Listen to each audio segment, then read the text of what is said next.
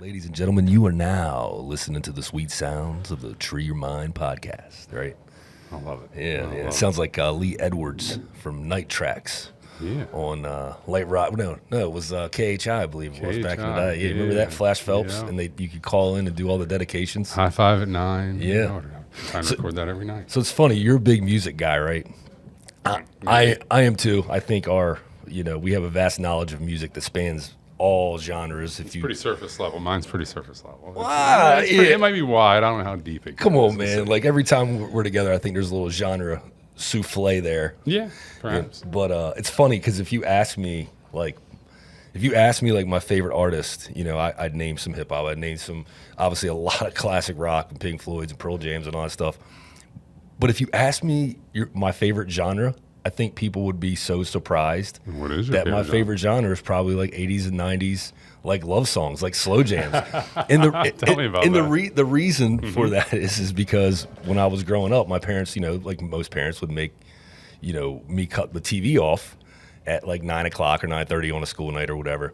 So I still as most kids couldn't go to sleep and was like longing for some content. Mm-hmm. So I'd, roll over and put my little yellow boom box on and I'd listen to music. Well, back then it was cool because I could like try to hear like any like older guys I knew, like my cousins and their friends calling in to make dedications to their girls. So you would listen just to hear them call in, but in the process, early social media. Exactly. Right. And in the process, you would essentially like hear all of these songs and the song, I mean, they were powerful music. You know what I mean? Like it was touching. Is there one that stands out in your head right now that's playing? End of the Road always sticks out as like the Mike Jordan of love songs for me. End of the Road. Actually, I don't even know if it was love. It's kind of a breakup song, really. It was, yeah. Yeah, End of the Road was great. I always loved Lately by Jodeci. I hot take, Stevie Wonder's like my number 4 all-time favorite artist. I think he's my favorite vocalist of all times. But I think Jodeci hasn't beat it lately. Lately on the Unplugged version is it's one of the greatest moments in Unplugged history. All right. And that's up there. And I'm talking, go check this out. That's up there with Eddie Vedder on Black and Nirvana Unplugged and all that. Yeah. Lately by Jodeci and Unplugged. It's not popping up in my head, which is cool. So I'm going to go check this out. Powerful shit, man. Like, it's awesome. But anyhow, enough of all that.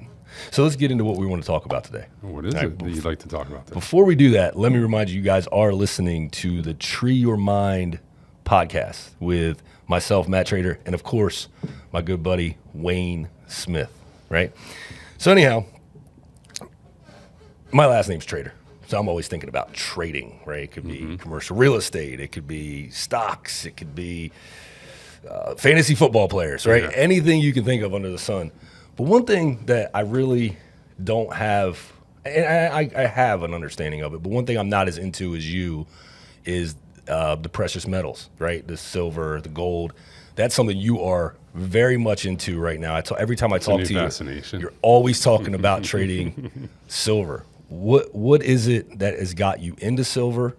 And, kind of talk about the process you go through. The floor is yours. I'm all open, all ears on this. Mm-hmm. Well, I think it started as a curiosity. Let me back up. Yeah, about 25 years ago, I had a good friend. Still run into him, a high school friend, and he would ask me about, what are you doing? What are you investing in? And at the time, it was real estate. I was in my 20s. I got going in real estate and spent 18 years in real estate before I got out just a little while ago. And I always told him, no, I don't have any gold. I don't have any silver. I'm buying real estate. I'm working on these other things. Yeah. Fast forward to here recently and watching where he has gone or how he has grown his businesses, his world, and then the impact from that, the freedom that stacking silver and gold and other precious metals for him has allowed him the opportunity to go launch other businesses. All of his businesses are paid for. Company cars, vehicles, etc., properties, some Airbnbs now, everything. Really? Same age as me, 44. Just from stacking silver or and precious gold. metals, gold. Okay. Anything that, and it goes back to, anything, as he once told me, that's not taxable. That's the rich collect. Yeah. That's how I got into real estate. I started asking questions. Well, this is 2002, 2003, had a degree in city planning, and I met some people that happen to have rentals and doing very well for themselves. It was passive income. They told me it was mailbox money, all these different things that if the rich didn't build their wealth in real estate, they held it through real estate. Okay. Yeah. And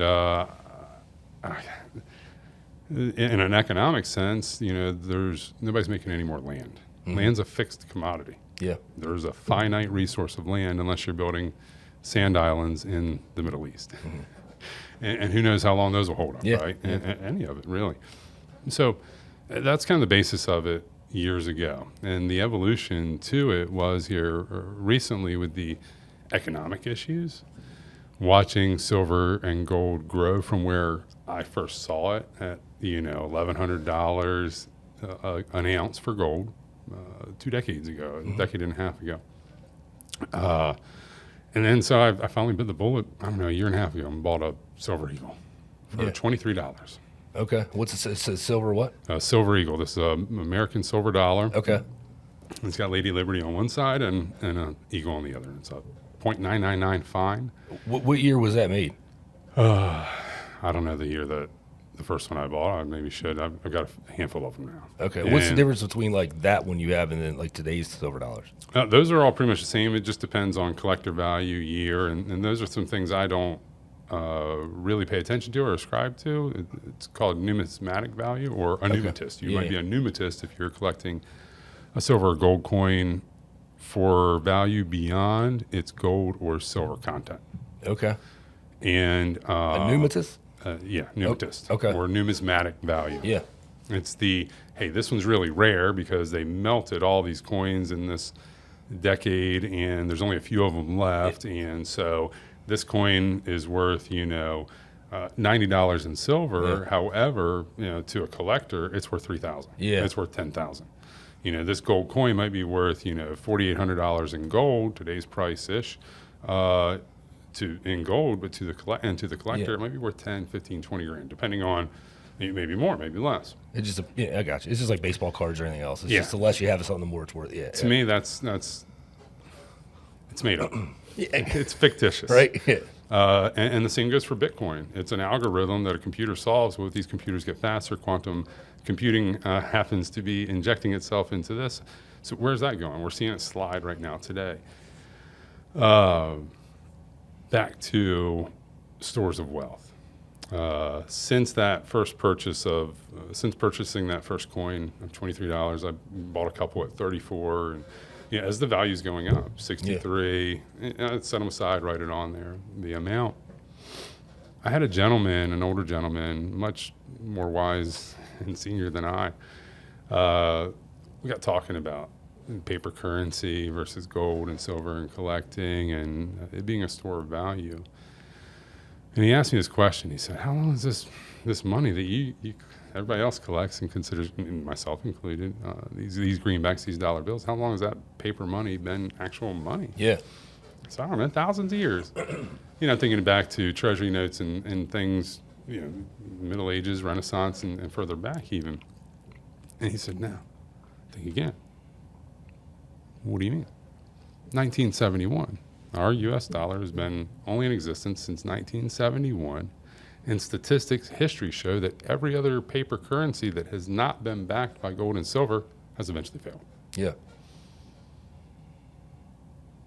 It was like a hair blowback moment for me. Like, I think in like Christopher in Back to the Future. Yeah. Don't get me started on Back to the Future. I know. I brought it up. Well, good. So he said, however, the silver coin has been money for thousands of years. Yeah. 5, 6, 7,000 years.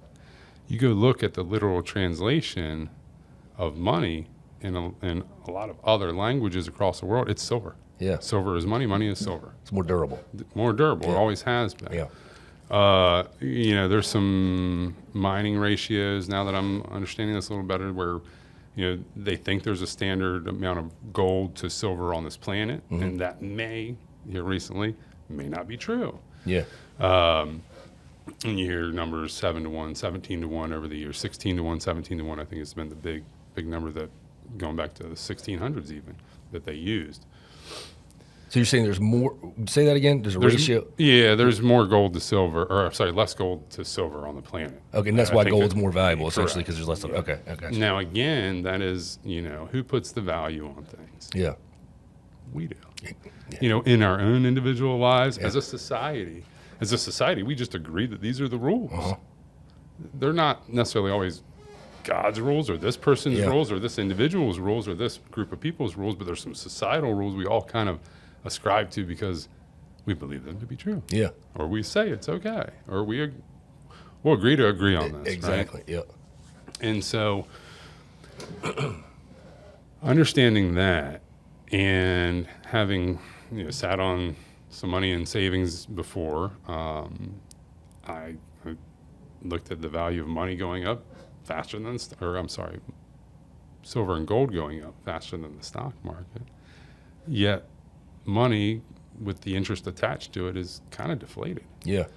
And my money never grew like silver or gold did, like my friend's pile did, Yeah. even if he just kept a tiny little collection. Yep. And what he told me was, Wayne, whenever I need to go buy a new truck or car, there's something I want to buy, I reach into the bag of safe or go to the safety deposit box. I wouldn't advise anybody keeping it at home. Or all in a safety deposit box. And I'm not a financial planner or anything of the sorts. This is just my fascination here and my new study / hobby. Yeah. And so I've been, looking at this, I thought, okay, my money never grew to the degree that this silver and gold has over the last few years, even the last few decades. And with technology, silver is becoming more and more sought after. It's in everything, all the contacts in our keyboards, in our TVs, camera equipment. All of this has silver in it. Yeah, I didn't think there about is silver in probably your wife's yoga pants. Yeah, right. Yeah. Silver ionized particles to help eat antimicrobial bacteria. And they put it in hunting gear. They put it in scent sprays for hunters. Okay. It's a disposable. And to that degree, it's become disposable. How much longer will that last? I never even think about what So it's got healing properties in it too. Yeah. And this is I haven't gone quite down this rabbit hole or very far. Keep going. Take us down. I'm like Alice in Wonderland right now, man. Take me down the rabbit hole. You piqued my interest. Yeah. Well, there's people that to the degree, and I'm not one of these at the moment, and I don't know that I ever will be. They take colloidal silver. So it's a drinkable silver. Yeah. To help positively charge your body. Okay. So that it's really hard for bacteria or negatively charged particles, free radicals and things like that to live or grow in you. And so again, I haven't made it very far down this rabbit hole. This is a new fascination of mine really within a year and a half ago when I started collecting a coin here and there. Whenever I had, 20, 30, 40 bucks, like I'm going to go blow this on something dumb or go out to eat for 40, 50 bucks and I don't need to do that. Let me go buy a coin. Yeah. Let me go buy a couple silver dimes. And I've been following people. So whether it was real estate or crypto or any other thing that you want to get into, growing a business, being an entrepreneur, being really healthy and fit, being a better mom, being a better dad. I was taught early on, go look at somebody that's doing that at a really high level. Don't necessarily put them on a pedestal. Look at what they're doing at a high level and take from it, learn from it, make it your own. And then eventually when you get good at it, then you'll add your flavor. You'll add your own version of it. You may adopt some new things, practices. You may take on something else from somebody else's. And that's a synthesis of ideas. And that's something we're really great at as humans, is taking all these different ideas, one here, and bringing them together and making it our own. So that's all I'm doing with silver here, is I've kind of made it my own. In my own way, I'm enjoying it. It's been a fun hobby, a fascination. I'm asking all these questions, old timers, other people that have been collecting, or so I'm just grabbing some little jewelry here and there, things that are a couple dollars as I'm picking on a vintage shop or a antique shop on the weekend. I'm taking my daughter to do the same thing. So in your mind, to help me out, so in your mind as a speculator, and you're pointing out all these things that silver is in, right? Which I didn't even think about. And knowing the way the world's moving with all the technology, you're saying we're going to have more of a need for silver. Yeah. So do you, in turn, think that silver, this is probably the dumbest question ever, could maybe flip gold because we're using so much of it that it would limit the supply to be less? I mean, there's conversations around that. I don't know that it'll happen that way, and I would Speculator is an interesting term. I feel like gold's more prestigious always. Has the better address, right? So it does, Yeah, and they call silver the poor man's gold. yeah, Because the more common people can grab a little bit of it, whereas Yeah. to go grab a gold coin, a 1 ounce gold coin, is going to cost you almost $5,000. yeah, Even the little tiny chip, is going to cost you almost $200. yeah, And so, 1 gram looks like a little SD card. Yeah. It's going to cost you $200 Yeah. today. When I was in real estate, speculating, looking for the next market was pretty popular. It could be advantageous and very, especially financially lucrative at Yeah. times. Here, I'm just watching trends. I'm watching a pattern of growth, and I've watched silver be suppressed over the years when it had some booms. We're in a different age of technology where it is needed. yeah, So it's kind of just watching a trend. It's Yeah. watching a trend line, go. And I'm also listening to, so, I bookend my day with a little bit of learning and growth and things that I love. So it's always fun to get up and fun to kind of wind down the Yeah. night. And that's a combination of any number of things, reading or podcasts, interviews, documentaries. Yeah. And so, waking up or going to sleep or listening to some talks around this and discussions around it is just where I'm just gathering information because I don't know right Yeah, now. yeah. I don't know, like most things, I don't know. And always the student, sometimes the teacher is a fun philosophy to me. So this is a new fascination in life. And maybe I'll back up and ask you this and flip it and ask you this. Why do you think everybody else thinks silver is so hot? Is it the same reason I think it's hot? And maybe that's a loaded question. Or I think you might have given me my answer before I even thought about it. And that's why I asked you to pick your brain about silver, because I am hearing a lot more about it today, and you're somebody who has a lot of knowledge about it. as soon as it gets in the mainstream media, I think everybody's gonna be grabbing it real quick. But I think you pointing out that how much silver is in our everyday life, even to the fact that you drink it, right? You can, Colloidal silver. Yeah, and I think that with the way technology is moving, and I'm one that's always speculating. All my money's in big tech. Like, that's where I like. I mean, I'm a futurist. It's a fair bet. Yeah. So anyhow, now I wouldn't say all my money's in big tech, but a good portion of it. I enjoy I enjoy technology. But I think that would what you said would be my answer. It sounds like there's going to be there's less of it because we're using it so much. Here's a weird question. So you're saying this is crazy. So you can use silver for the energy purposes, right? Right? So if you're giving that energy back out, do you think the world could absorb that energy and create more silver from the energy we give back off from the silver? Like almost like the photosynthesis from the rain, right? Yeah. I don't know. I know that sounds really stupid, really Maybe. I mean, I read an article yesterday that smashing protons together removed 3 from lead to make it gold. Yeah. And so all these alchemists, the philosopher's stones, looking for an alchemical way to change, lead to silver or gold has been a fascination, over millennia, Yeah. thousands of years. And here we did it through an atomic, process. It was a byproduct. It was like micrograms, I think, on so. Well, I mean, in the thought that maybe it is possible. I mean, the thought that we all come from energy. We all are, yeah. All of this physical world we see had to come from some form of energy, no matter what you believe that energy is. So I don't know. That was a really dumb question, but I just was thinking about it. I was like, well, I don't know, man. If people are using it for its, for energy and to give them, more of a life force, it's like, I don't know. Could that essentially reproduce? I don't know. Or to change the polarity of things around them, the ions, as I understand it, are positively charged. And so, I've seen silver hand bars where you leave it there instead of using soap and water, using the silver as an antimicrobial. I don't know the science. I haven't looked into the science of that. I just ran into that at an antique store the other day. Okay. And so I said, what's that for? And they said, oh, it's to wash your hands. And it was on a soap dish. That's crazy. Uh-huh. Let me Hansel and Gretel back, because I kind of cut you off with a question. You were going into talking about your daughter, and I feel like there was some relation there you were trying to make. You'd mentioned your daughter for something as you were talking about silver, and I didn't know if it was. I mean, she's my life, and I didn't know if there was some correlation to that. Like, I mean, I'm, we're we're creators. We all create our own little world. We create worlds together. Yeah. And so building a world and a life for her, for us, and the people around us, and something to hand off to her. Yeah.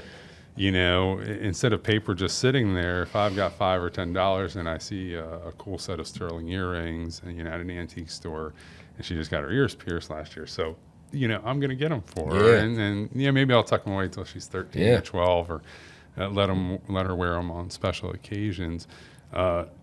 It's been fun. It's been something to think of.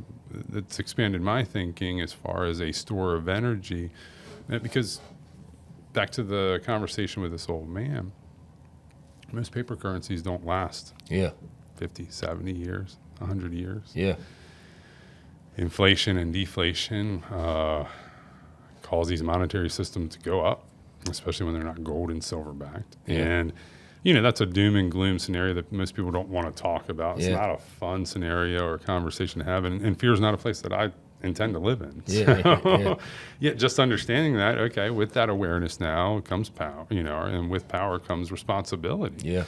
And so now that I know that, am I going to go sit my paper in a bank, you know, that could freeze it, could say you can't use it, and just, you know, let it accrue at a quarter or half or whatever percent interest that they're willing to pay me?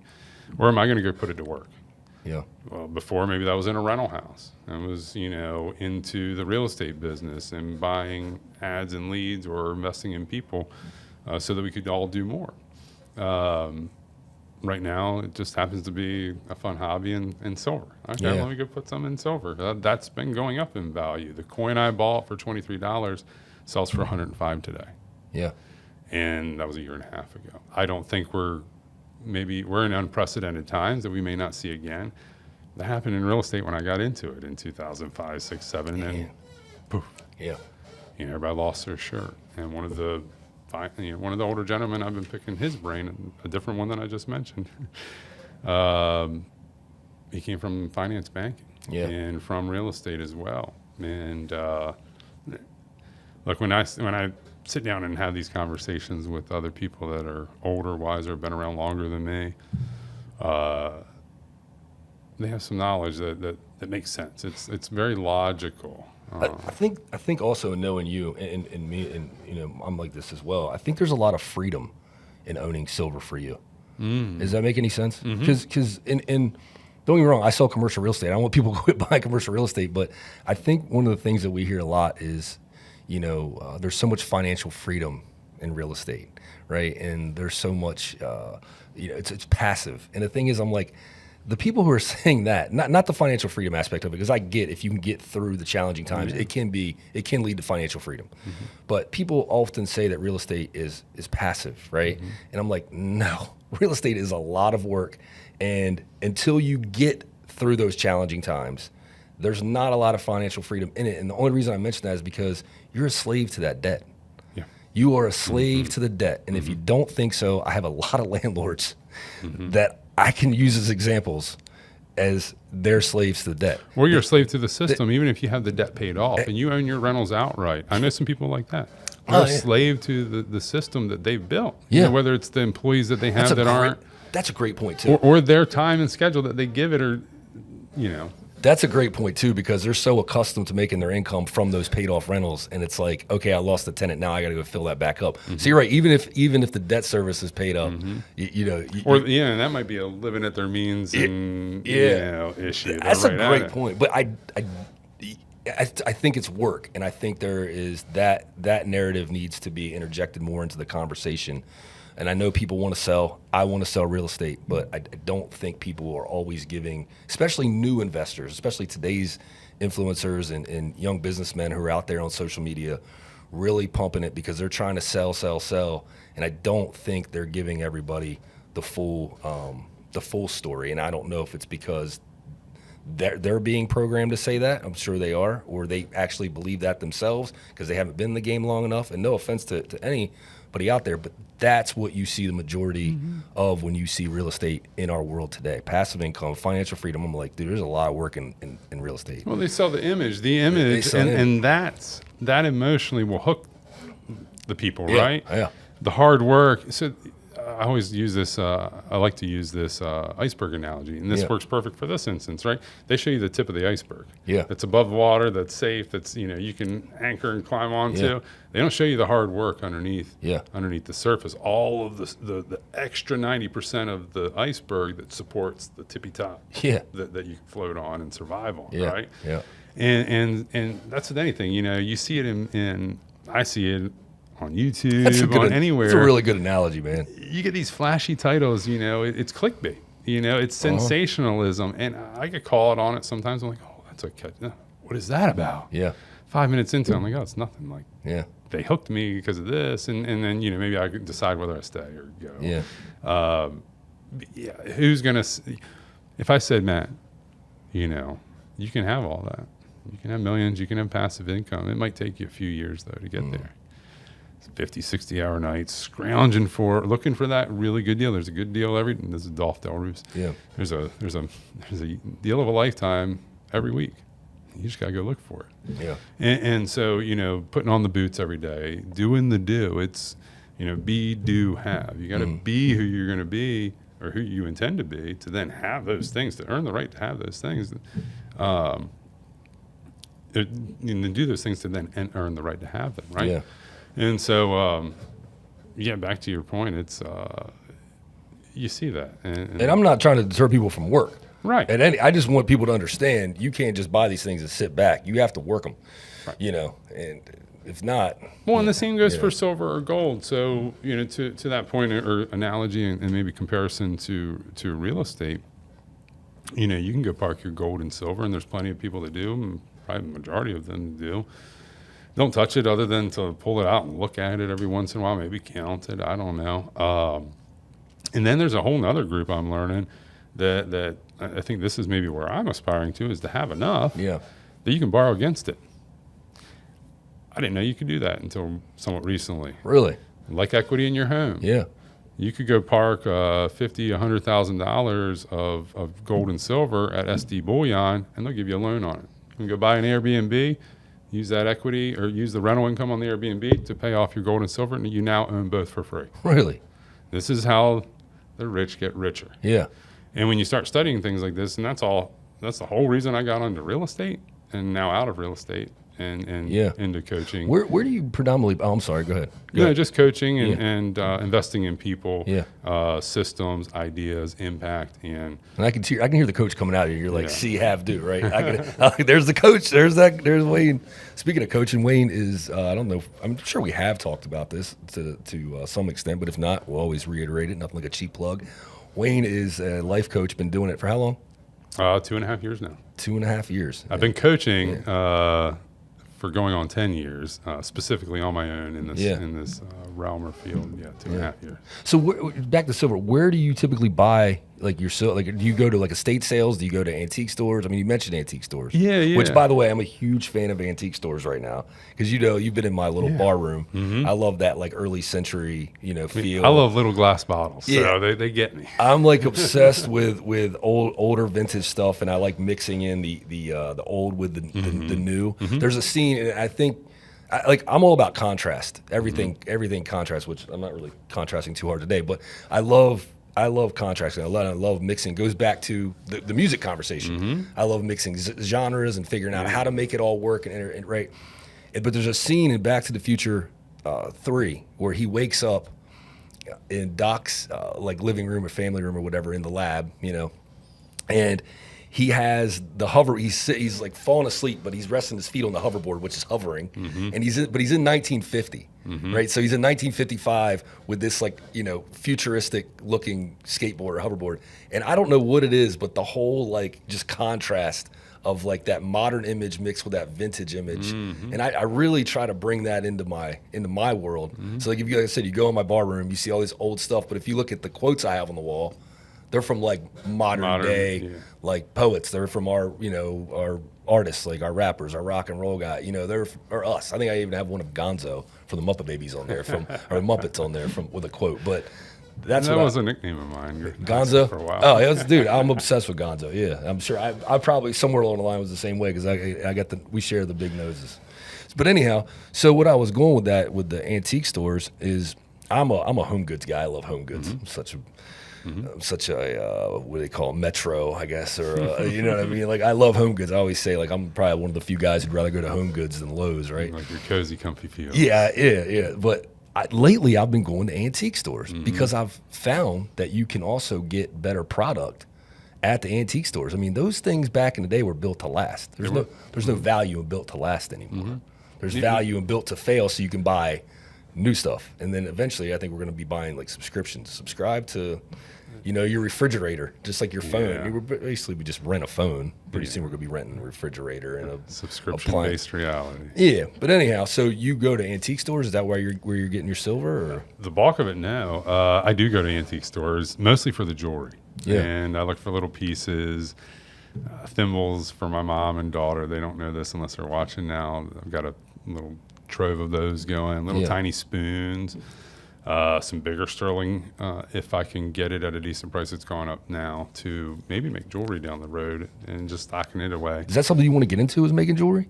Yeah, I used to draw and paint a ton as a kid. I've got a portfolio. Anyway, I could see you being a badass. I got into architecture, which led me into engineering, which led me into city planning. Yeah. Yet one of the alternative plans was I was thinking of art school. Yeah. And so it's my daughter and I. We draw. We color a lot together. And so making jewelry, when I've come across some spoon rings that are really neat, and some other antique plated jewelry, silver plated jewelry that's been made into bangles and dangly earrings and stuff like that. Yeah. I thought that could be a fun hobby to make jewelry for my daughter to wear or people to wear. And if not, in the meantime, it's a store of value. It's silver. It's going to go up. Yeah. So a funny story, the only counterfeit coin, at least that I know I've purchased, was at an antique store. Really? Luckily, the guy gave me my money back. He was honest. He said, I didn't test this. It came in a little package. It was a good deal, so I bought it. It was out of a little locked case at an antique store up in Delaware, and he made it right. There was value in it, so I was going to go flip it for a coin I really wanted, and that was pure 599 3 nines silver. And when I took it to that place, that coin shop, they put it on their XR fluorescence machine to test it, the content of it. And they were very polite. They're like, we don't want this. No, it's not real. Yeah. And it was a gorgeous coin, Marshall Islands coin. But you knew it's not real when you went to trade it. You knew it wasn't real when you went to trade it, or no? No, I bought it out of an antique store, out of a locked case. And the only reason I asked you that's because I was going to actually ask another question, and I want to make sure you didn't answer it before I asked the question. Okay. But do you think there could be not more value, but a lot of value in some counterfeit coins that maybe came from a generation where they don't, like, you know what I mean? It could be this is a counterfeit coin that they used back in 1923 or whatever. You know what I mean? Like, but it's rare because it's not around. Yeah, I saw 2 quarters the other day at an antique store. The guy owns the antique store said, hey, look at this. He knows what I'm into. And he's like, check this out. I've never seen one of these. He had 2 quarters in a case. So the short answer is probably not, because it's not worth, the silver and gold's worth so much now that, but there might be some value. I don't mean it from a material standpoint. I mean like numismatist. Exactly. Numismatic value. Yeah, possibly. And I don't know any examples. May get some comments on here of people, informing us of, here's some real examples. What I did see the other day is 2 examples of the same coin kind of done 2 ways. And it had some value to the collector. Yeah. Not much, not as much as silver gold, like $30 a coin. Okay? Yeah. So it was a quarter, and both sides had head. Or this one quarter, both sides were heads. Yeah. And this second quarter, both sides were tails. Oh shit. So if you flip them, you always had a heads and a tails. You never had 2 heads. You never had 2 tails. Yeah. So if you were trying to dupe somebody, or for a magician, I don't know where they came from. He didn't know where they came from. Just swap them out. He does big lot finds, like storage containers, storage units, and stuff like that. And apparently, a lot of these antique stores do that. Yeah. And so, I bought online. That right now, it seems I wouldn't recommend it, given the kind of the state of things. That things are on delay, 2-3 weeks delay, and I don't buy any digital currency because I don't. It's fake to me. Yeah. It's fictitious. If I can't touch it, it's not real. And that was the whole one of the major reasons for getting into real estate is it's a store of value. I can always have this land. I can always have this property, the building on it, as long as I maintain it, etc. So where I'm buying them the most are LCSs, local coin shops. Yeah. A Robinsons, or even pawn shops. Pawn shops right now have been pretty fair, and you don't have to pay for shipping. You don't have to wait 2-3 weeks for it to get here. I ordered something weeks ago that's supposed to be here tomorrow. My son's friend is going to love this episode. Oh, if cool. he sees it. He's a big coin collector. He's been doing it for a while. His dad got him into trading, and he goes to Robinsons to trade his coins. And at first I was like, that's kind of odd for a young man who's he was essentially probably 8 or 9 trading coins. And then I started thinking about it, and I was like, well, I used to kind of do the same thing with baseball cards, and it taught me a lot about economics. Yeah, it taught me a lot about economics and the value of trading, and buying low, selling high, a lot of those things. Give me some. Oh, go ahead. I'm sorry, you were talking about Robinsons and no. So I think I've covered the gamut from private seller to Robinsons to local coin shops to online. I've kind of been trying them all out. Antique stores. I don't find a whole lot of deals there. Robinsons, it's been pretty fair. I guess I maybe sell them the most and then buy the most from a local coin shop or a private seller. Yeah. And the older generation, I'm finding those in their 70s and 80s that have been doing this for 30, 50 years are kind of excited to see some young people, or at least a younger version of them maybe, come in and talk to them. You know who I want to introduce you to? And I'm going to name drop him. Kyle Bounds. Do you know Kyle? Yeah. You have to know Kyle Bounds. Yeah. Well, I don't have to introduce you. You already know him. I bought jewelry from him. He sold jewelry for me. Yeah, that's it's my been guy, some man. years. Yeah. And since I've gotten into this or taken a keen interest to it, I haven't had any conversations with him, and especially on this topic. He is a big collector of things, and he's very much into the value of metals. And this is, I buy a lot of jewelry from I don't know if I say a lot, but I enjoy buying jewelry for my wife. Number one, I think jewelry's special. It has more of a special meaning to it. It's a little more sentimental, and women love jewelry, right? And number two, it's can be emotional. Number two, it's also easier. I call it the lazy man's gift. Because I trust she already knows this, or isn't. No. We've had this conversation, but I do enjoy. I mean, I love like women's like accessories anyhow. Like I'm a sucker for some earrings, for some pumps. Like I'm always like that. Like Jen takes What do you think? Why do you think that is, or how come? I don't know. I mean, it's funny because my mom's not like that. You know what I mean? My dad was like that. My dad would go. He did more shopping for my mom. We would go to the mall during Christmas, and I spent a lot of time with him. He spent time picking out things that he thought my mom would like and things like that. So I probably picked up a lot of that from him. Patterning or conditioning, or maybe it's how you value or see. You value that on a woman, or it becomes part of. Yeah, and I mean, and people like when you notice little things, and accessories are the little things, But I don't know. I enjoy it. I think I enjoy the art of it. Like I enjoy the art of the style. Like I dress up. I'm not dressed up today, but I'm still probably one of the few guys that still dresses up to go to the office. Oh yeah. I mean, I'm still. I'm not full suited every day, but I enjoy You're it. dapper. Yeah. People are like, why are you still dressed? A lot different than my everyday fits. People are like, why are you still dressed up, man? Some people, I always get what do you think you're better than us? You got to wear a certain tie. I'm like, I don't do it for that though. I do it for the art. Yeah. Like I enjoy picking out. The tie and what tie mat could blend with that, or what pattern mixes well. And let me ask you this: when you put it on, when you put that good fitting suit, tie, French cufflinks on, etc. That's my armor, bro. Yeah. I'm ready to go to battle. But go ahead. What happens to your shoulders when you put them on?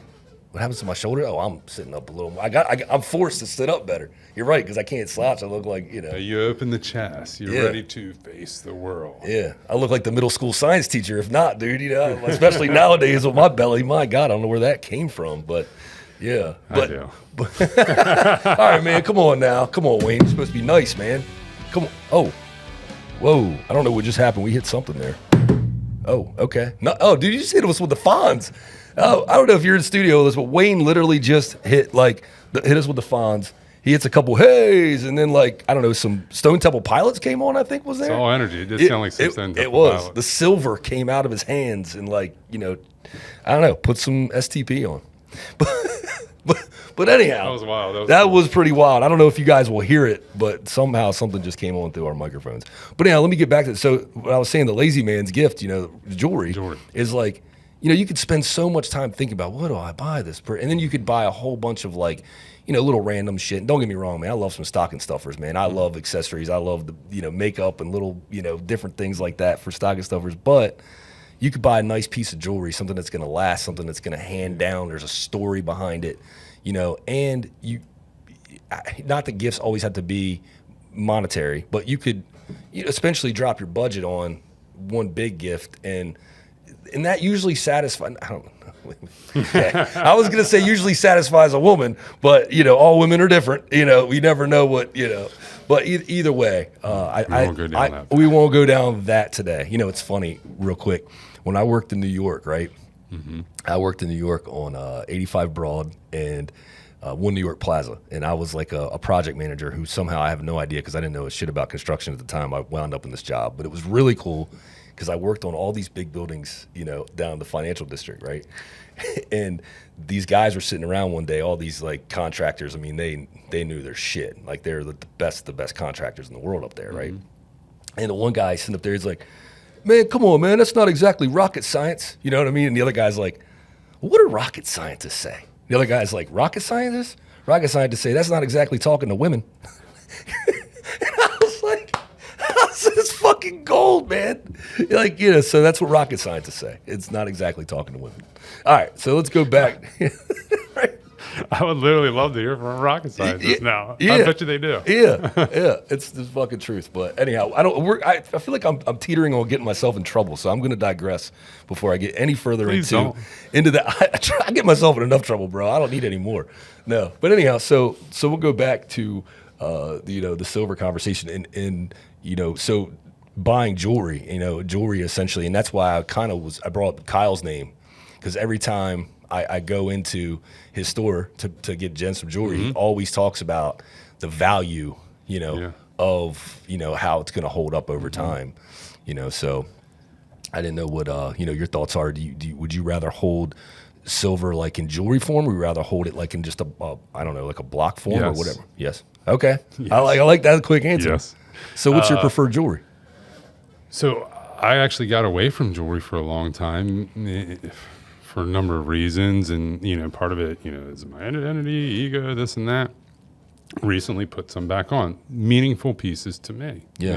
They don't mean anything to anybody else. Yeah. This sterling might have some value to somebody if they melted it and melted it. And same for this.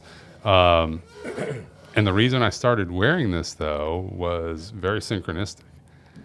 I win a online bid on a Coptic cross, and having gone full-blown atheist and kind of back to a follower, believer of Christ consciousness. I was going to say, yeah. That's I don't mean to cut you off. That's a conversation that might be a whole episode. Because you have gone from, that's awesome. Yeah. I mean, you've really found yourself. It's been a fun journey, and I had to go there. Yeah, I don't think you could have got. That's what I was going to say. Go ahead.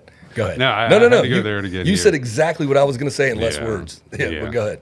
And so, just been following these fun little synchronistic paths here lately, and silver being one of them. And, even just the stories, talking about jewelry and the stories, and yes to all of that. It's a store of value. So if you're working as an employee or a sole proprietor, entrepreneur, small business owner, and you're trading all your time, all your energy, all your blood, sweat, and tears for green bills, where are you going to put them?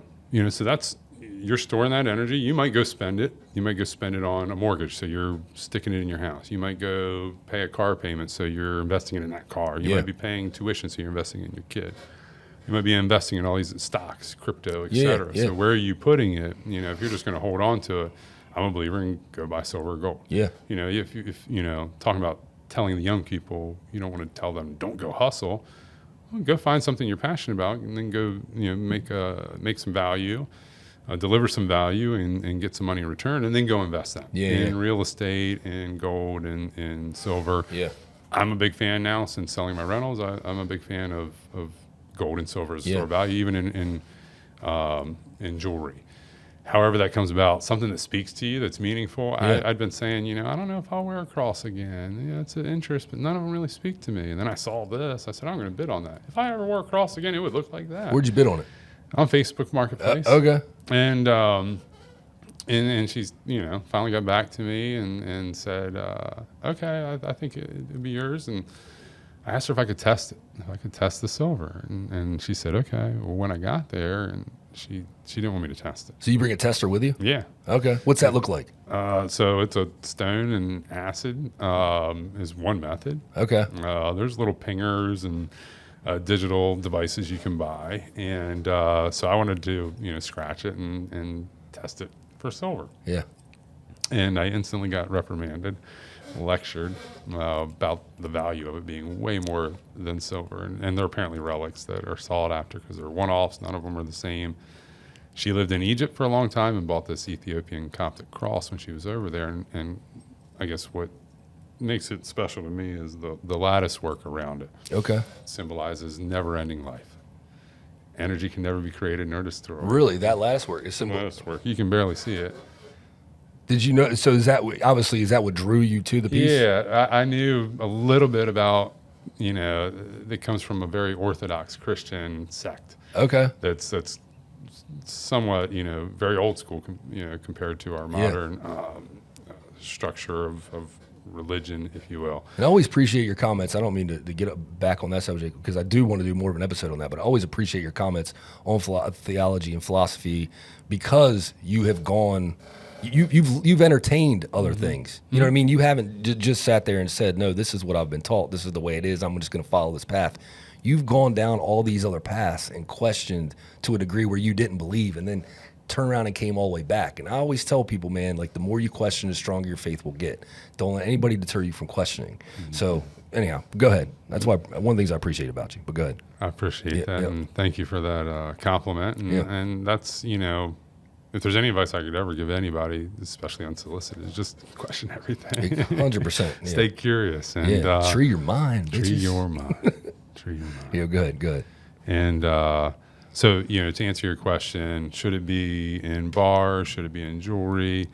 I think whatever speaks to you, whatever's fun and gets you doing it, it's really hard to get excited for some people, or maybe even a lot of people, to get excited about collecting dollars and just sticking the dollars aside, stacking them away for an investment. So, making your money work for itself, making your money make money, and putting it somewhere that's going to make it more than a low interest bearing account or something that's less liquid or you can't touch is not of interest to mine. So here we are with silver and gold. Does it make it? Because obviously, it sounds like you've been using it to fund some of your life to a degrry, right? I mean, I'm not that big of a collector yet. That's the aspiration. That I can borrow against it here in the future as like a home equity loan. Well, I guess but what I heard you one day say, I got to do this and I need to go sell some of that. But are you selling it to buy more? Are you selling it to buy more gold or silver, or are you selling it to fund projects or pay for whatever dinner? You know what I mean? No. So my grandfather taught me something that sticks to me to this day, and he said the difference. He was quick background. He was a truck driver and he farmed on the side, soybeans and winter wheat. Yeah. He had like a 45-acre farm he tilled 16 acres of it, I think. And so he lived very close to the ground. And he and my grandmother spent so much time in church. I thought they were dirt poor. He was not poor at all. He was rich in spirit. And that to me now is more fascinating and beautiful than anything. Yeah. He was a free man. He worked for himself. But he taught our whole family, which I think we're starting to learn and understand now that he's gone. Never sell your principal. Okay. So whatever your base is, never get rid of it. Yeah, I love that. And so, it may make some money you can spend that money. And hopefully you reinvest some of it back. You maybe spend some on the bills that you get by or whatever, and you reinvest back, and then the base grows. Mm-hmm. You go from 1 rental to 2 rentals to 4 rentals. Next thing you know, you're buying a small portfolio and you've got 20. Yeah. The first one's the hardest one to get, right? You're right, yeah. That first coin was the hardest one to get. To get my mental head wrapped around, I should go spend $20-some on a piece of silver that's just going to sit there forever. Yeah. That's the plan, or pass it off to my daughter, my, people when I'm gone, or use it in the meantime and then do so. It's like going to the gym. Half the battle is just getting there. Yeah. You don't see the results right away. Yeah. You might feel there's a little high with the endorphins or whatever in the gym, or the same thing, the serotonin, the rush of buying the piece of silver that fades fast. Yeah. Just like the new watch. You get the new watch. It's fascinating for couple days, couple weeks, and you're hoping everybody sees it and makes comments on it so you get validated. Patience is the greatest superpower in building wealth. And unfortunately, I think we live in a society, and it's not just the new generation, but even everybody. We both fall in some, I think like people just don't have patience. Even like you can tell if you play cards with people a lot of times, especially like Texas Hold'em, because that's a very it has probably a little more element of skill than a lot of games. That I'm not trying to make this about poker or anything like that, but you can see the way people think about life when they're playing that game, because the smart players, they're going to pick and choose their battles. They're willing to fold. They're willing to sit there and play the long game and be patient, knowing that if they just wait it out, they're going to catch that hand, and their time they've put in is going to equate to that in chips eventually, because they're going to get the hand and they're going to get paid, especially if there's 12 people at the table, because there's somebody going to buy into that, right? But then you got people who are like, I can't sit here any longer. I just want to make a move and hope I get lucky, and then they push in and then they lose all their chips because they tried to shortcut it. You can't shortcut the game. And that's like that, just patience in general. I really feel like this generation is going to lack patience a lot, because it's everything. They want everything right now. But, where did that come from?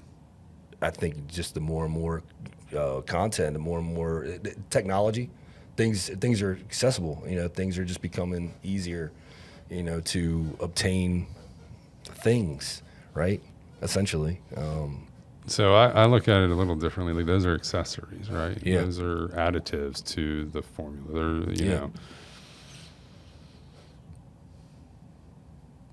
they got it from us. Yeah. Oh, no, that's a great point. Yeah. We taught them that, Yeah. and we learned it from our parents. And not to put anything on anybody. There's no blame here. No, you're just spot on. is. Yeah. It just is. It's not good or bad. It just is. So let's not push blame anywhere on any generation or any sect of society. 100% right. We've all agreed to this. Yeah. I think more and more people are saying, I don't agree to this anymore. Yeah. What is more? What do you want for? So this is a question I asked myself, and I've asked only a few friends, and I think I'd like to ask more people, and maybe this is the platform to do so. Yeah. Didn't even think about that. Yeah. What do I want for my kid? What do I want for my nieces? What do I want for our kids? What do you want for your kids? It's funny. The answer everybody's going to give you is more. Everybody always says more. Right. But why? Why? Why can't they learn that less is more? Why can't they learn that? Why do you need more? Well, and why does less have to be more? Why does anything have to be more? Right. I'm with you. Yeah. Is more going to make them more happy? And let's park that, because the short answer is no. And there's all kinds of studies to prove that and to show that. What does more look like? And then knowing what it took you and me to get here. Yeah. To get more than our parents had. What is more? Exactly. At what cost? And then what's it going to take the kids? What's it going to cost the kids? What's it going to cost your boys and my daughter to get more than I have? That's the best thing. That's the best question. At what cost? At what cost? Because it costs a lot to get more. We're more broken and dysfunctional individually and as a society, arguably so, than ever before. You're 100% right. Than ever before. So do you think that I think a lot of it obviously goes back to our grandparents or great grandparents, even generation, because they grew up, as the kids of the Depression essentially. So they didn't have much. So I think they learned to save. My grandfather was a hoarder because of it. But in turn, they wanted to give their kids more, right? And they saved to give their kids more, right? And then a collection of junk on a farm. That exactly. That was more for my grandfather than he had. And then that carried into, our parents' generation wanting to give us more. And of course, we became the most commercialized. We came the beginning of really the most commercialized. We were the ones that were, programming and the media really started to push things even more because we had so much saw opportunity. Yeah, I mean, they created toys, or they created cartoons to sell toys. But let's go back to the more thing. Do you even if we don't go back to the thought that maybe this came from our grandparents' generation because of the Depression? Just because do you think there's any programming there that said I want to program society to want more because it helps create more consumers, which in turn helps funnel money into the people who are giving you the things that you think equal more, right? So there's a short answer is Most likely, and you're evident. So people have egos, Yeah. and understanding those egos, other people have taken advantage on how to manipulate or drive these egos into emotional purchases. My first instance or awakening to this was taking a real estate class in NLP, neuro-linguistic patterning. Okay. We had to sign a waiver day one that we would not use this for harm. We were taught how to write scripts to inject ourselves into somebody's subconscious within a couple of words. Yeah. When you learn this, you start seeing it on all the TV commercials, all of the written ads in a magazine, and that's when I decided I'm done with TV. I'm going to watch the news. TV's done. None of that. I don't want the influence. Somebody planting seeds in my garden that are weed seeds, or tapping into my emotional being without my permission. Yeah, or being subjected to it without, as often as could be. To the degree now that when my daughter, cracks me up. To the degree that my daughter, when she sees an ad now, we're watching something or an ad pops up, and her experience here is very limited and curated as well by me and her mom, and of course the YouTube algorithm. Yeah. Every once in a while, though, an ad pops up, and she'll tell me and anybody else in the room, "Oh, they're just trying to get your money. They're just trying to get our money, aren't they?" That's my girl. That's my girl. It's funny because you and I mean, we have, we're in a similar lane. I think we might have got there two different ways. Like, I studied mass media in college. I mean, that's what I wanted to be. I wanted to be, on journalist and, on air and anchorman. That's one of the ideas I had. So I studied sociology, which is the effects of social populations. So I studied mass media, and the more I studied mass media, the more I absolutely couldn't stand it. I loathed it. Well, what did you discover that got you there? Just it wasn't even really what I discovered. It was an actual event, right? So it was an actual project.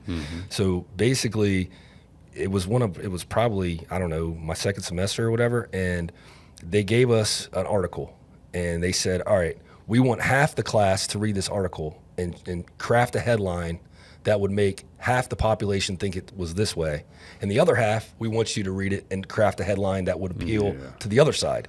And I was like, this is fucking dirty. Yeah. Because basically they want you to shape the truth using the facts. And it goes back to the conversation that we had an episode ago about truth manipulation. And seeing it on different channels. And I was like, I feel like I'm being indoctrinated. I feel like they are basically prepping me and grooming me to do all their bidding. And I was like, fuck this.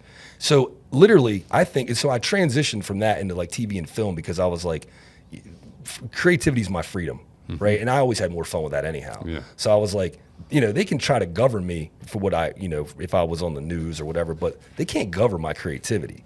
Like, that's mine. No matter if it goes anywhere or not, you can't govern that shit. That's your humanness. Yeah, so I made it almost my mission, and it's to a fault, and to every time I see anything on the news, and I'm not saying that I'm always right, because there's a lot of times I probably am discounting some good information, that I always try to look at the other angle, and I'll, not all the time, I did it more so years ago. I haven't done it as much as I used to, but I would always try to give people on social media another viewpoint, or try to let them consider another side of what they're seeing. And part of it was because I think I had a lot of animosity towards how I was being groomed, and a lot of it had to do with my resentment towards the media, and the fact that I was really let down by what I went to college for originally.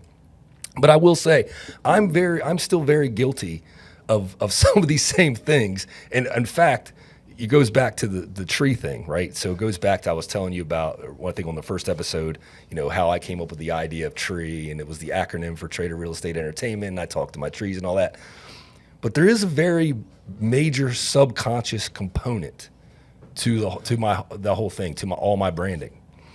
So I rode down the street one day, and when I was thinking of all this, and I kind of had the idea for tree and all this stuff, and I was like, man, I see billboards for all different people, and I'm like, man, how much does that billboard cost? How much does that billboard cost? How much does that billboard cost? And start adding. I was like, that's a lot of money in billboards. But then I looked around.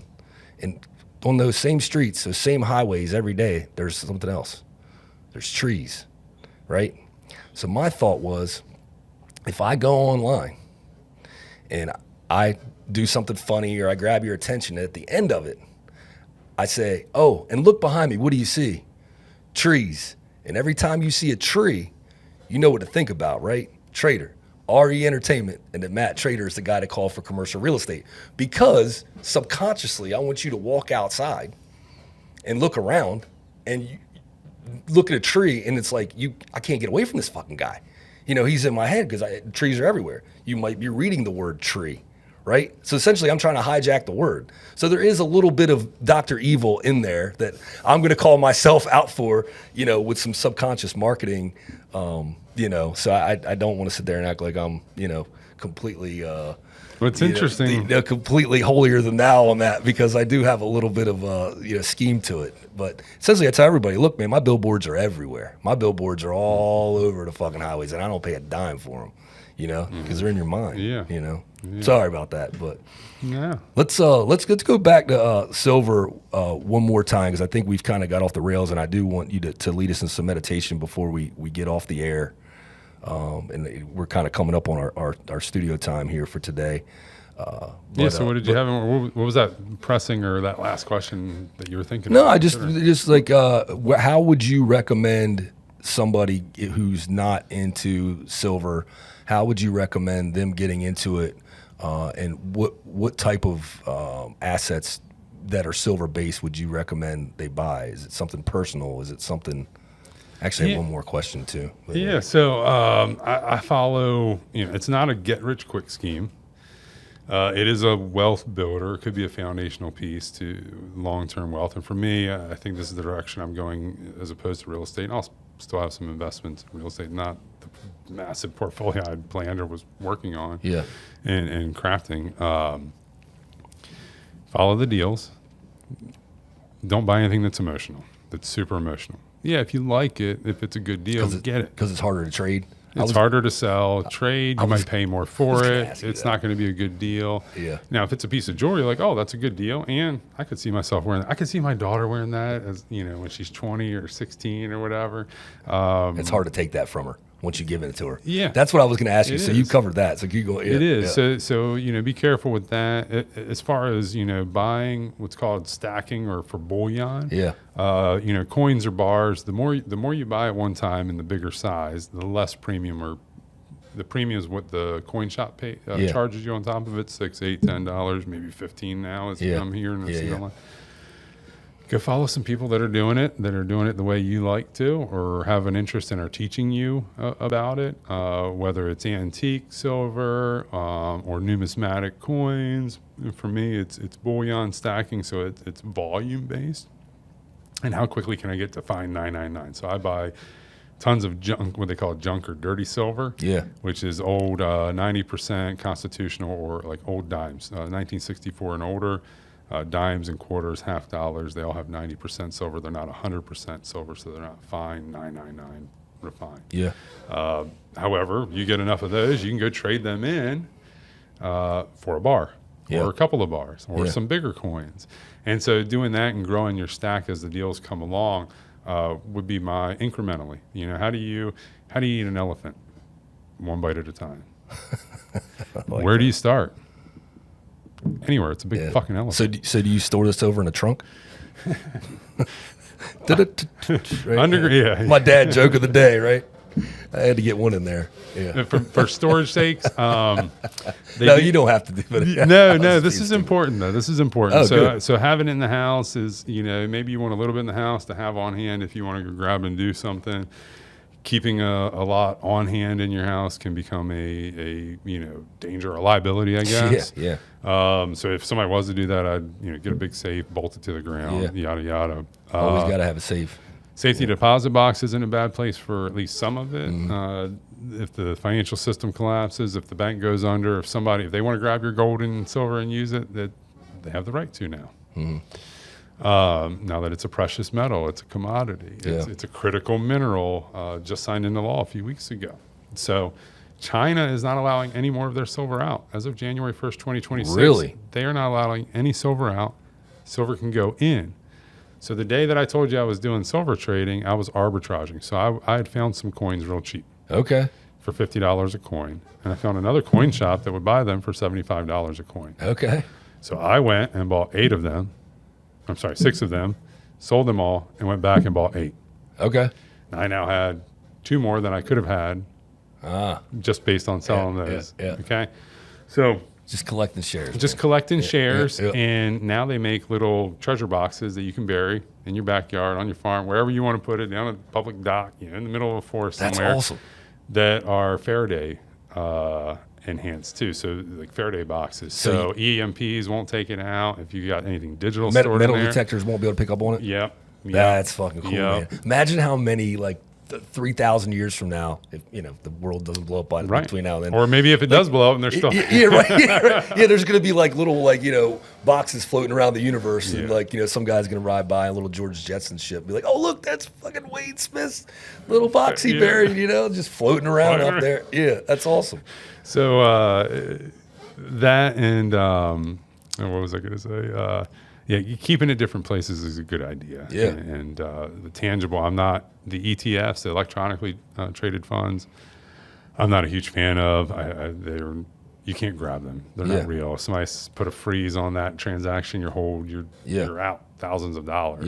Most likely hundreds, thousands, maybe tens of thousands or hundreds of thousands. So, what was the question again? No, I was gonna ask you, do you have a harder time trading the things that you have emotional attachment to? Yes. And would you recommend not doing that? And you answered that in the question. There's 2 or 3 pieces of jewelry now that I'm like, you read my mind. They're chunky, they're heavy, and I'm like, these are definitely gonna be my daughter's. And this ring I would probably wear, but it's probably a little big for her, be a thumb ring. And so there's pieces like that. One thought I had, and I'm gonna have to get it out before you lead us into meditation. One thought I had years ago. I actually think I did a video on this. We were talking about, would you say numinist? What did you say? Pneumatist or numismatic. So we were talking about things that are valuable that might not have like silver or gold. Cards. Yeah, baseball cards, right? It's ink on a card. So I had this idea that obviously when you have less of something, it's not an idea, but obviously it's when there's less of something, it's more valuable, right? Mm-hmm. So I had this idea because we've had we went through a period of so much censorship in our media, right? And I started thinking, I was like, people could essentially start controlling, our media and our digital assets to the point where, let's say, I don't know, whoever held the rights to Michael Jordan's last shot could say, I'm cutting this off. I'm buying the rights to that. YouTube can't get it. CBS can't. No other. I'm buying it. That asset, that shot from the NBA or whoever owns that. That highlight is mine. I'm the only person in the world that can watch that, right? So say that happened, just hypothetically. It happens already. So my thought was, music catalogs and things like that. How valuable would that make something like old VHS tapes, where you might have recorded that last shot or that event, Kirk Gibson hitting the home run and doing the hamstring pull around the bases, and then so how valuable do those old VHS tapes be because you own that moment? And the only way anybody else could see it in the world is if they bought it from you. I don't know. You say that happens already? That's... Yeah, so there's a lady, I think she's passed away now. I wish I could remember her name, the documentary, I saw this. She was so fearful of history being erased and controlled that she was obsessed with it and recording every second of TV, of news. Are you kidding me? Yeah, she had stacks of TVs, VHSs. This older black lady in I want to say the Bronx, through the 60s, 70s, 80s, up until I'm going to say she died in the early 2000s. Well, she's not too far off, and I'm not going to get political or anything, but there are a lot of moments that people do mention from 2001 or. She has Betamax stuff, which is late 60s, early 70s, I want to say. There are a lot of moments that I remember from the news being in college, unless I just was way too deep in some extracurriculars that maybe I imagined, they happened. But there's a lot of moments that I'm like, no, I remember seeing that on the news. And then today's media is like, this never happened. I can't believe such and such would say this. This never. I'm like, no, I remember this. Have you heard of the Mandela effect? Then you go look for it. Oh yeah, absolutely. Yeah. Some people would argue that's what happened. The Mandela effect. And it was with CERN turning on in 2012. Yeah. We broke reality. It's split in two. You got the cornucopia and the fruit of the loom, and you got the fruit of the loom with no cornucopia. Yeah. This You got bitch the broke out a Fruit of the Loom reference, dude. I love it. You got the Berenstein Bears or the Berenstein Bears. Dude, I got to give you credit. I have never heard anybody use Fruit of the Loom like intellectually. Like outside of underwear, I've never, dude, that's the greatest fucking reference of all time. Well, it's common in the Greatest Mandela reference of effect. all fucking times, ladies and gentlemen, right here on the podcast. Sorry for dropping F-bombs, but that was amazing. Well, in that rabbit hole, or that echo chamber or sphere of people, believers, or those that are interested in the Mandela effect, and I have curiosity in it. You know, the multidimensionality of reality is probably true. And you know, Elon Musk says that the chances that we're in base reality, this being the base, is less than 1%. Oh, I believe that too. You talk to physicists, quantum mechanics, you know, all these scientists, and a lot of them come back to source or being or God through science. I mean, base reality is something everybody should believe in to a degree. Mm-hmm. But that's a whole nother. We need to table that for another day. What was I going to say? Oh, the Mandela effect, though. I do very much believe in the Mandela effect. It happened with me, and it's the first time I ever heard of it with Ed McMahon and the Publishers Clearinghouse Sweepstakes. So he never actually was the guy who... He never actually worked for the Publishers Clearinghouse Sweepstakes. We always thought he did. He just handed out the checks. It was another company, and we've always somehow associated with those two things. But what do you think about Nelson Mandela? What do you remember of Nelson Mandela? I can't even get into Nelson Mandela as a person. I just know the Mandela effect. I mean, I know who he is, but I don't know enough to sit here and articulate about Nelson Mandela. I don't know much about him either. Just that in my younger years, I remember hearing about this oppressed leader that died in jail. Yeah. And he shouldn't have been locked up. And then years later, he came out of jail. I want to go watch the movie and he became a leader again. I want to go watch the movie now because I want to find out how he correlates to the term Mandela effect. It was he was the first major reference out there on a global scale that people have that the population, the human population of this planet, have two distinct memories, and when they will argue about it. No, he died in jail. No, he's out. I remember him dying in jail. How is he out? He died in jail. I don't know enough about him. Bringing back to this lady with her VHS tapes, like it'd be interesting to see what she has from the news in that time. I don't know enough about, if I don't know something, sometimes I'll just say I don't know, because if I try to bullshit you through it, it'll be like the end of Billy Madison, right? You'll be like, we are all now dumber forever hearing your explanation there. So I'll try my hardest not to bullshit through a lot of things.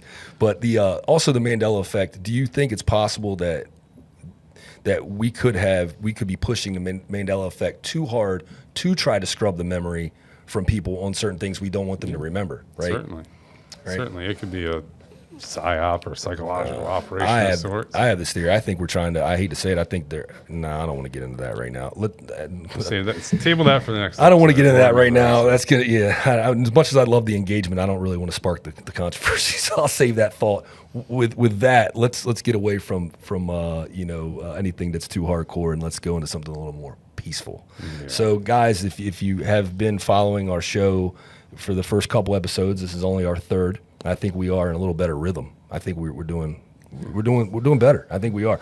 Anyhow, so if you've been following it, you know that Wayne at the end of every episode is going to lead us in a little meditation to just help you, find some clarity throughout your day. And so wherever you are, wherever you may be listening, pull over. If you're in the car, if you're in the couch, sit back, relax, enjoy the sweet sounds of Wayne leading us in meditation.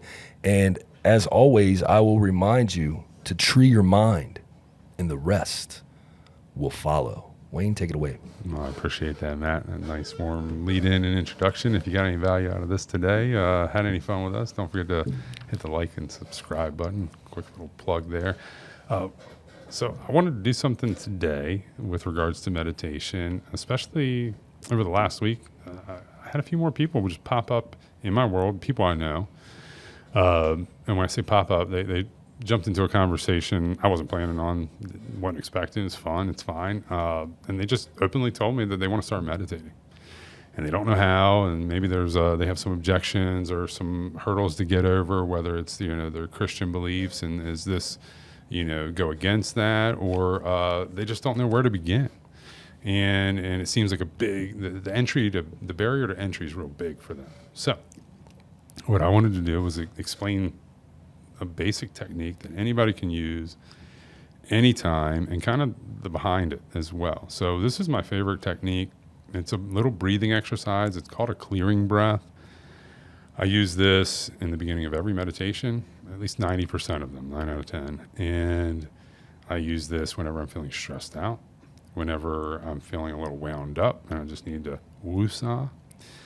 That could even mean like driving.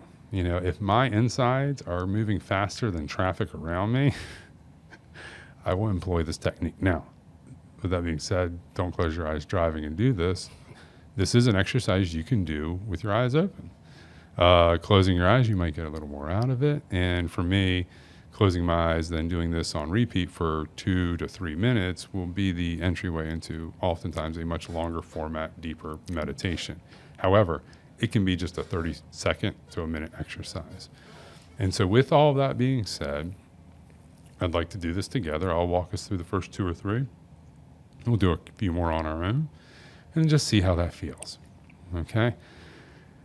As far as technique, if everybody can go ahead and get seated if you're not already. If you would like to participate while driving and closing your eyes, pull over, like Matt said. Get nice and comfortable, hands in your lap or on your legs, palms open, up or down, whatever feels good.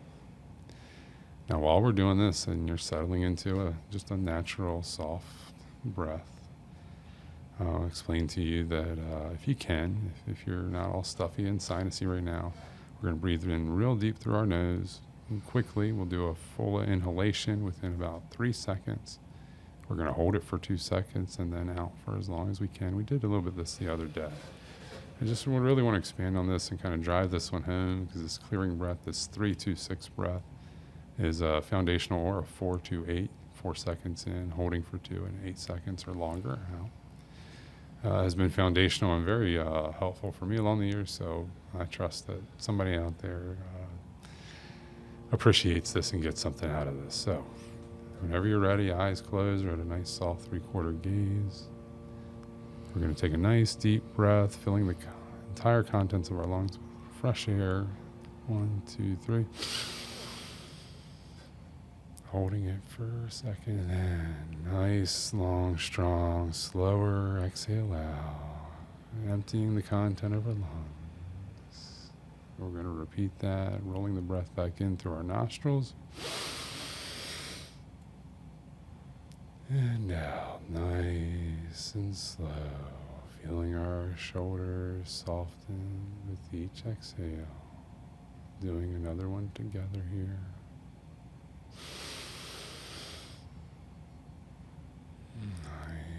Nice and slow out the mouth until there's no breath left in those lungs, and all that stale air is out, releasing all tension and stress with it. Repeating on your own.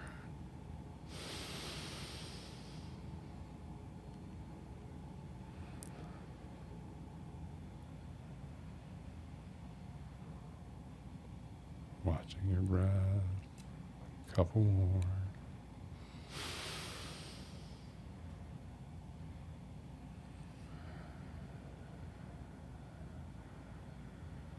Letting those thoughts go with each exhale. Do at least one more on your own here, at your own pace.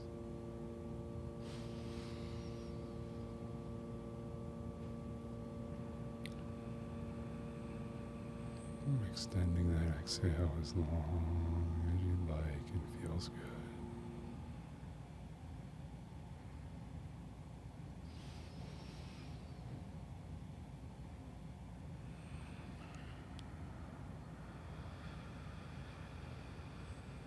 And continue that as long as you like. Or if you're ready to come back, slowly open your eyes, wiggle your fingers, toes, letting that light back in bit by bit.